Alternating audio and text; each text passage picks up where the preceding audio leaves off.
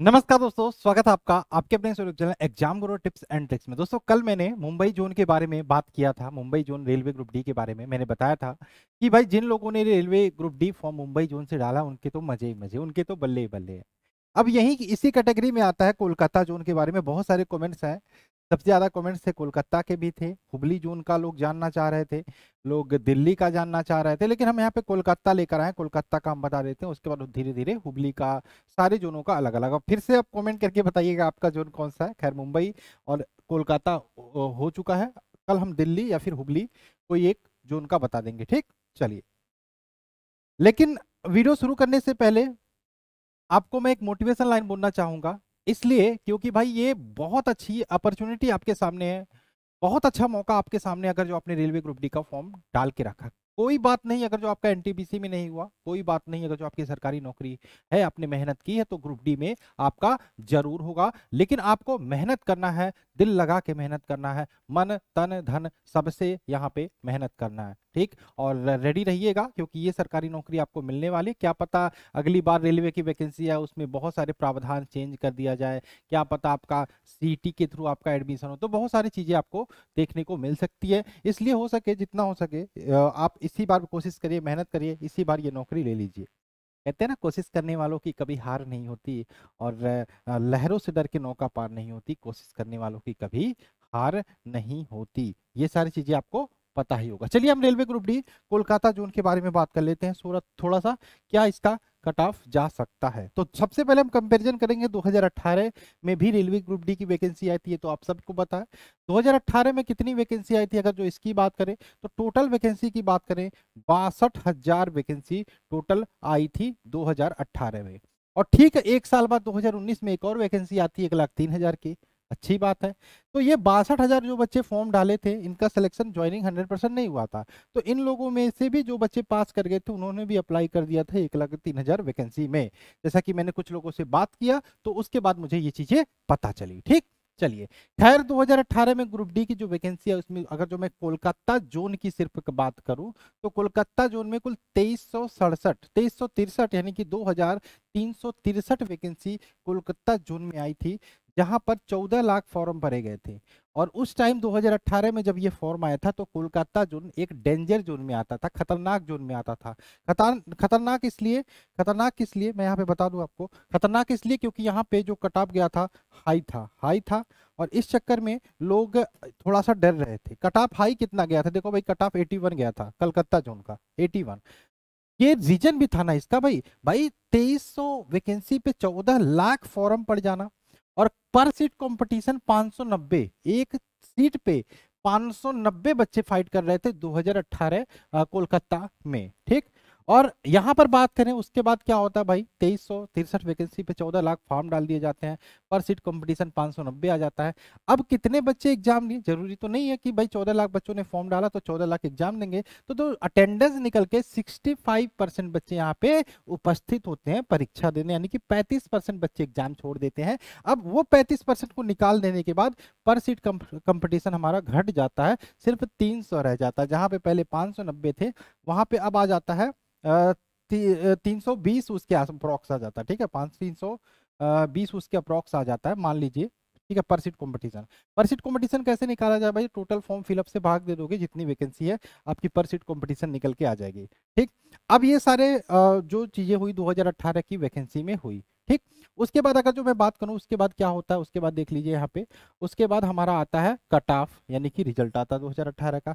Result में क्या देखने को मिलता है भाई, रिजल्ट चौंकाने वाला था। चौंकाने वाला कैसे, 81 गया था अर्बन अनरिजर्व जनरल कैटेगरी के लिए, ओबीसी के लिए 72, एससी के लिए 72, वहीं पे एसटी के लिए भी आपका 56 गया था।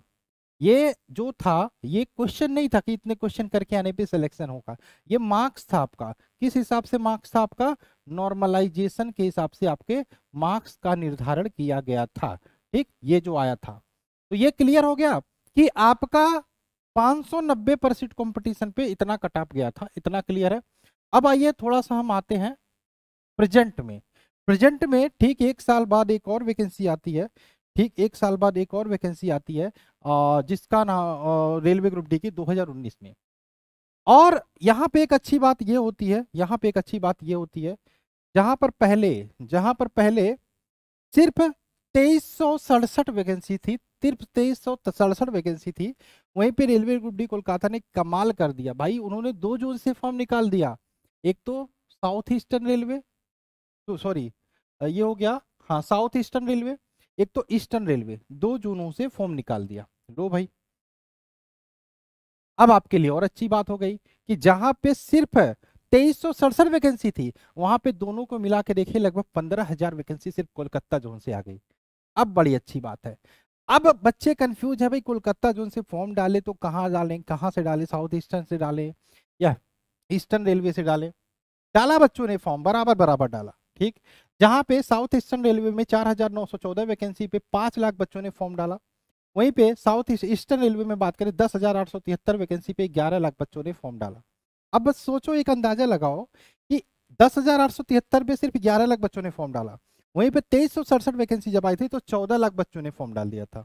यानी कि वैकेंसी 5 गुना कहीं ना कहीं बढ़ी है, और फॉर्म भरने की संख्या बढ़ी नहीं है, ये घट गई है 3 लाख। ठीक, तो ये चीजें समझ में आई। और पर सीट कंपटीशन की बात करें, यहाँ पे 100 पर सीट कंपटीशन है, और यहाँ पे 107 पर सीट कंपटीशन ये निकल के आ जाता है रेलवे का कोलकाता का।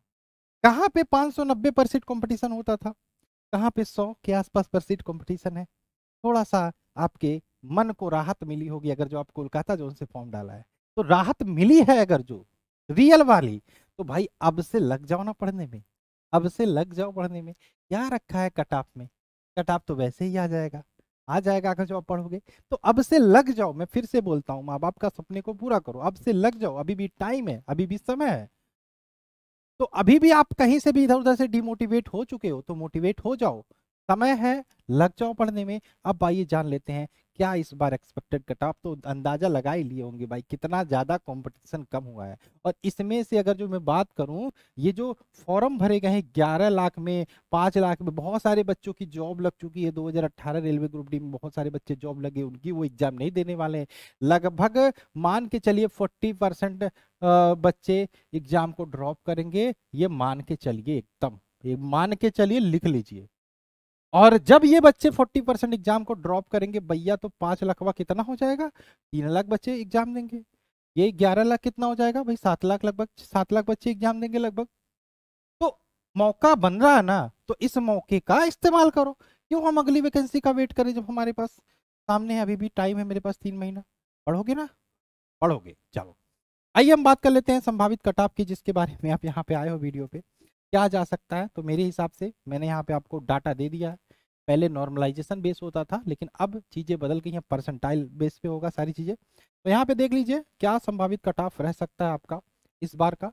तो सबसे पहले अनरिजर्व की बात करें 70, ये जो भी चीज़ें मैं बता रहा हूँ ये 100% सिलेक्शन के लिए बता रहा हूँ। हो सकता है इससे कम रहे, हो सकता है इससे कम रहे, कम हो सकता है, लेकिन इससे ज़्यादा नहीं हो सकता। मैं स्कोर नहीं बता रहा, मैं इतने क्वेश्चन करके आओ, मैं ये बता रहा हूँ। मैं पहले नॉर्मलाइजेशन इसको जो 81 था ना, वो क्वेश्चन नहीं था कि इतने क्वेश्चन, वो तो 75-70 क्वेश्चन करने वाले का भी स्कोर 81 जा सकता है। लेकिन ये जो मैं बता रहा हूँ ये क्वेश्चन बता रहा हूँ कि भाई 100 में, आउट ऑफ 100 में इतने क्वेश्चन करके आओ, एक्यूरेसी 100% हो, कोई दिक्कत नहीं है।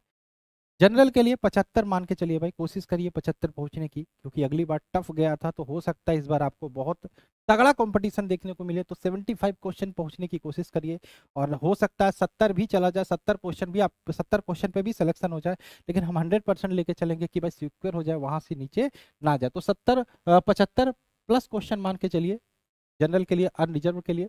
ईडब्ल्यूएस कैटेगरी के लिए 70 क्वेश्चन भी अगर जो आप टच कर जाते हैं सही से, एक्यूरेसी 100%, 30 क्वेश्चन छोड़ भी देते हैं, तब भी आपका हो जाएगा। ओबीसी के लिए 72 प्लस क्वेश्चन, एससी के लिए 70 क्वेश्चन, एसटी के लिए 65 क्वेश्चन करके आते हो, तो 100% ये सीटें सीटें फिक्स हो जाती है। तो इसमें आप कमेंट मत करना सर फिजिकल हैंडीकैप्ड के लिए कितना, इसके लिए कितना, आप ज़्यादा बता रहे हो। तो आप एससी एसटी क्यों चक्कर में पड़े हो, आप फाइट करो ना जनरल के लिए, आपका सिलेक्शन वैसे भी पक्का हो जाएगा। ठीक, तो ये सारी चीज़ें थी जो बतानी थी। पहले नॉर्मलाइजेशन होता था, परसेंटाइल बेसिस पे चीज़ें होंगी। ये क्वेश्चन मैंने बताया, इतने क्वेश्चन अगर जो आप करके आ रहे हो, कर रहे हो, यहाँ तक पहुँच रहे हो, तो आपको कोई नहीं रोक सकता आपके सिलेक्शन से। तो धैर्य रखिए, पढ़ते रहिए, मस्त रहिए। मैथ की क्लासेस चल रही हैं, अभी रीजनिंग की क्लासेस चल रही हैं, साइंस की क्लासेस भी जल्दी टॉपिक वाइज स्टार्ट होगी। और पढ़ते रहिए, और कोई दिक्कत हो, आप किस जोन से बिलोंग करते हैं, कमेंट करके जरूर बताना। चलिए मिलते हैं क्लास में, बाय बाय, जय हिंद, जय भारत।